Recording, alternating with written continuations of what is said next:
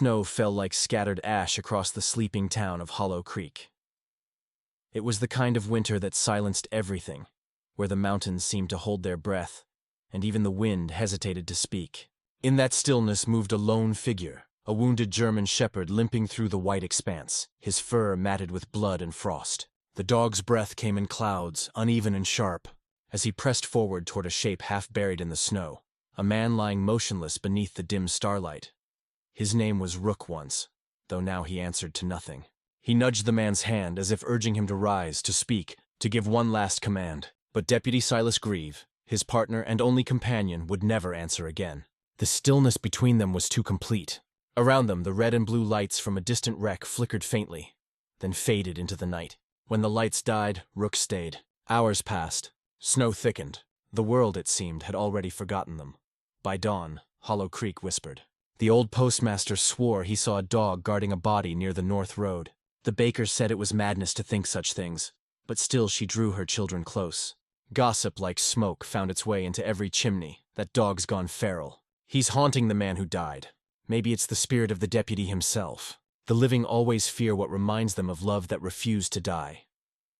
When Sheriff May Holleran heard the talk, she set down her coffee without a word. She was a woman carved by winters, stoic eyes, silver at her temples though she wasn't yet old. Her husband had gone to war and never come home, and since then, she'd learned the kind of silence that Rook now carried in his bones. "We'll find him," she said, pulling on her coat. "No creature should freeze alone." The search stretched into 2 days. Snow swallowed tracks as soon as they were made. May led a few men with lanterns through the pine woods, their breath ghosting in the air. When at last they found him, the dog stood his ground, teeth bared though his body trembled from exhaustion. May didn't raise her gun. She only whispered, "Easy now, boy. He's gone." For a heartbeat, Rook's gaze met hers. Golden eyes filled not with rage, but something deeper. Recognition, perhaps. Grief recognizes grief. When they carried Silas away, Rook followed until they reached the town's edge. Then the men forced him into a cage and shut the door. His howls split the quiet morning. May flinched but said nothing. She told herself it was mercy. She told herself this was what had to be done. But that sound stayed with her long after she went home, echoing through the thin walls of her cabin like a ghost that refused to leave. The Cedar Hollow shelter was little more than a converted barn with flickering lights and the smell of damp straw. Rook lay there for days, unmoving, staring toward the sliver of daylight beneath the door. He would not eat. When the volunteers approached, he turned his face away. When they left, he stared again at the light. May visited every evening, though she didn't know why. She'd bring a thermos of coffee, sit by the wire fence, and say nothing. Talking felt wrong in the presence of something so honest. One night, as sleet lashed the windows, she brought a folded wool blanket. It was Silas's. She'd found it still draped across the passenger seat of his truck. The fabric held the faint scent of cedar and smoke. She laid it near Rook's cage and whispered, "You should have something warm." He didn't move, not at first. But as she turned to leave, a quiet shuffle followed. He pressed his nose against the blanket and rested his head there. May closed her eyes. For reasons she couldn't name, her throat tightened. From then on, small things began to change. Rook started drinking water again. When May entered the shelter, his ears lifted ever so slightly. He still refused food unless she was near. The volunteers joked that she'd become his anchor. May didn't correct them. There was something in his watchful stillness that steadied her. 2. A wordless companionship born from mutual ruin.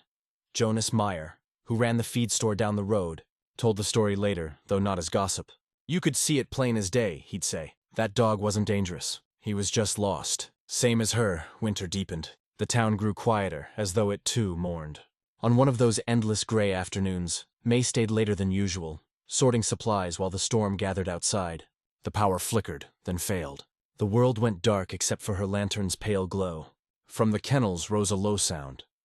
Not the sharp bark of distress, but a long, aching howl that seemed to vibrate through the floorboards. It was the sound of something breaking open inside the night. May walked to Rook's cage and knelt. "Hey," she murmured, voice trembling.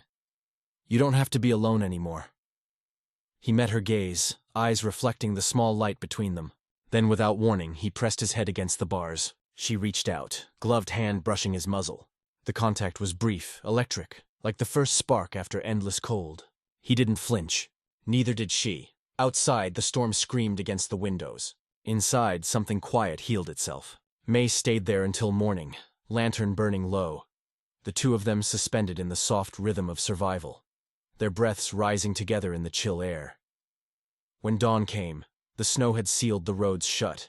The town lay muted, white and untouched. Jonas would later swear he saw her walking with the dog that morning, leash in one hand, badge glinting on her coat. They moved slow, side by side, two silhouettes against the new snow. Some said she was training him to serve again. Others whispered it was madness, that no good could come from a bond built on ghosts. But those who saw closer, those who knew loss, said nothing. They understood that grief has its own language, spoken in gestures too quiet for the world to notice. As the sun rose higher, Rook paused and turned his head toward the north road, the place where Silas had fallen. He whined softly, almost as if promising he hadn't forgotten. May placed her hand on his head. "I know," she whispered. "Neither have I."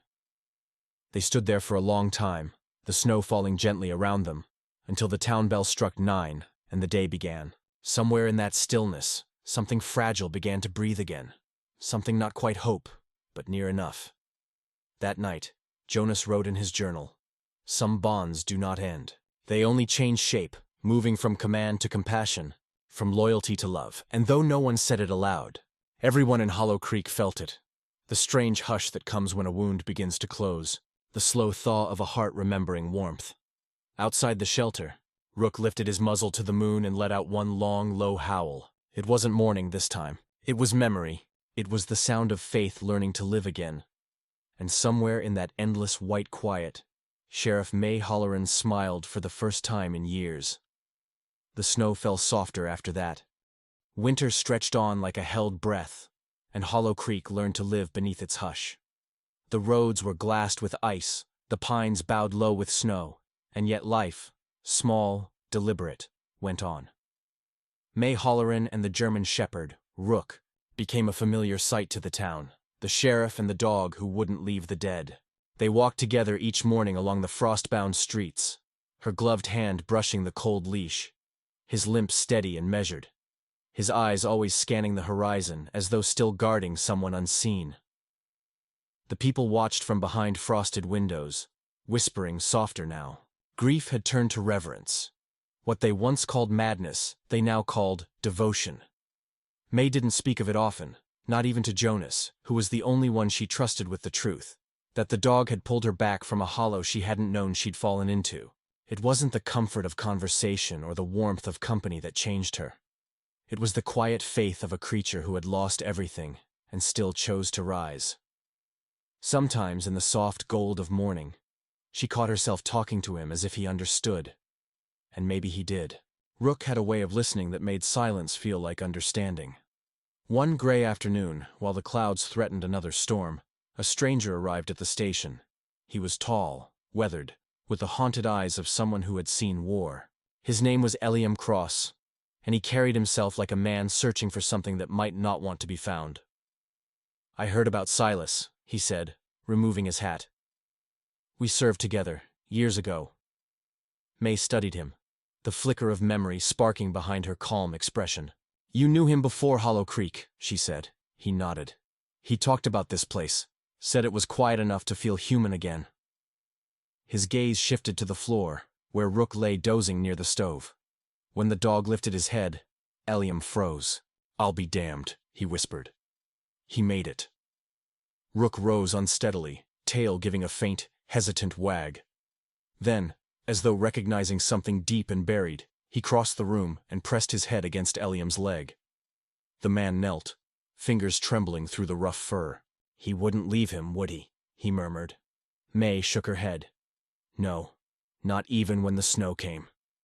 They sat together in the fading light, the stove crackling. Eliam spoke of Silas, how he'd laughed too easily, how he'd refused to abandon anyone, no matter the cost.